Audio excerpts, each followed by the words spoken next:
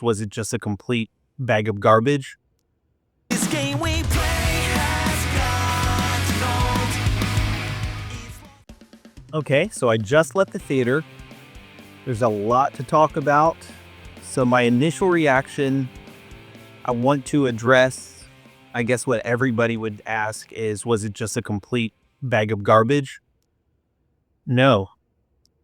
It was better than I expected it to be by kind of a long shot. There is a lot of Disney influence still in there in terms of casting choices and humor and things like that, which is a shame. But this is the first time in a few films where I feel like classic Marvel is starting to kind of seep back in and give me a little bit of hope. Let me talk about, I'll talk about the bad first. There are some scenes which I think are obvious reshoots where the effects are really bad and it looks like they just green screened a couple moments for Anthony Mackie to show back up, correct some dialogue. Kind of like the battle scene in Civil War where the background just looks completely fake. That takes you out of it a little bit, and what he was actually saying during those moments, I don't know if it was important enough or not. The ending battle scene had some really decent moments, but the conclusion of it was just improbable in terms of just classic Marvel. I don't think that they focus enough on just how human and how brittle Falcon or Captain America should actually be. Uh, he does some stuff on the Steve Rogers level that just shouldn't be able to happen. And there's some cheesy moments. There's some very obvious product placement with Hummer and a few others. And that's a shame because it really does take you out of it a bit. I'll talk about the good. Man, did they make Red Hulk look fantastic. I mean, I said this in the trailer reaction, but this is the first time that I've seen a Hulk actually look like the person who's playing him. This was Harrison Ford all the way. The acting, the CG, everything about Red Hulk just looked amazing. And I don't know if this was mocap with Harrison Ford or if they just recorded his face, but the acting and the aggression and the emotion really came through. That was probably the best part of the movie for me, is how well Red Hulk played on screen. I've never been a huge fan of Anthony Mackie in general. He kind of comes off as cocky and unlikable in a lot of ways. But I will say by the end of the movie, he's starting to seem like Cap. He's starting to seem like Captain America. Almost inspirational. You start getting a little choked up at some of the things he says. And I like that for this character. I think it gives it a solid footing for him to potentially lead a team. And so I liked him a lot more by the end of the movie than I did at the beginning of the movie. There are a lot of predictable moments. There are a lot of cheesy moments. The dialogue can be rough. The casting of quite a few characters,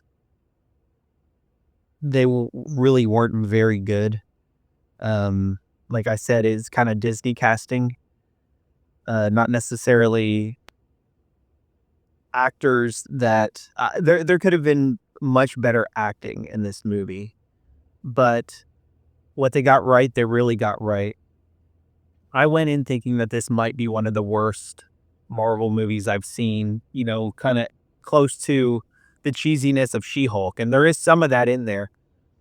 This was an entertaining movie. Not even close to the best. Still probably the fourth out of all the Captain America movies, but this is different. This one plays a completely different role in the Captain America movies. This is a turning point for the future of Marvel. It's getting closer to classic Marvel. There are elements in it that feel very Winter Soldier, and I like that. That's Winter Soldier is by far my favorite Captain America movie and probably my favorite Marvel movie, and there was a lot of elements of it in here, but in a lot of ways it also seemed like they were trying a little too hard to almost copy it in a lot of ways. We see the return of the one of the original super soldiers that we saw in the Falcon and Winter Soldier TV show, and he's actually fantastic in the movie. They really played up the super soldier serum and the abilities that it gives you. Highly enjoyable. He was excellent in this. Um,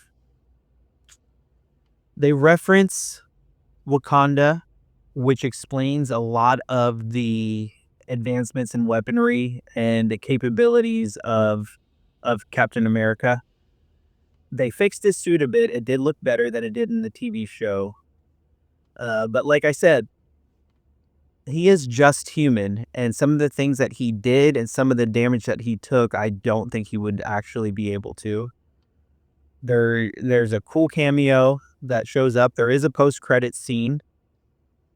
A lot of this movie is centered around Thunderbolt Ross, which was recast because the original actor passed away, so Harrison Ford took over. But this is the first time that I've seen them link it to the original Edward Norton Incredible Hulk film. It was better than I thought. Far from perfect, but it's a start. And after the last few catastrophes that Marvel has put out, this might give us a chance to redeem the MCU, which is what I'm hoping. Like I said, by the end of the movie, Anthony Mackie was a lot more likable. He seemed a lot more capable, and his mindset kind of changed from cockiness to heroic and a leader, and he was thinking outside of himself. And I guess because he's been in this role for several years and Steve Rogers has been out of the role for several years, I guess I'm a little bit more open to accepting a new Captain America, but he is still just very normal human, which is a good thing and a bad thing. And they do talk about that. They talk about the serum and whether he should have taken it and all that in the movie. And they make some good points, but a lot of it is also a little sprinkle of Disney here and there.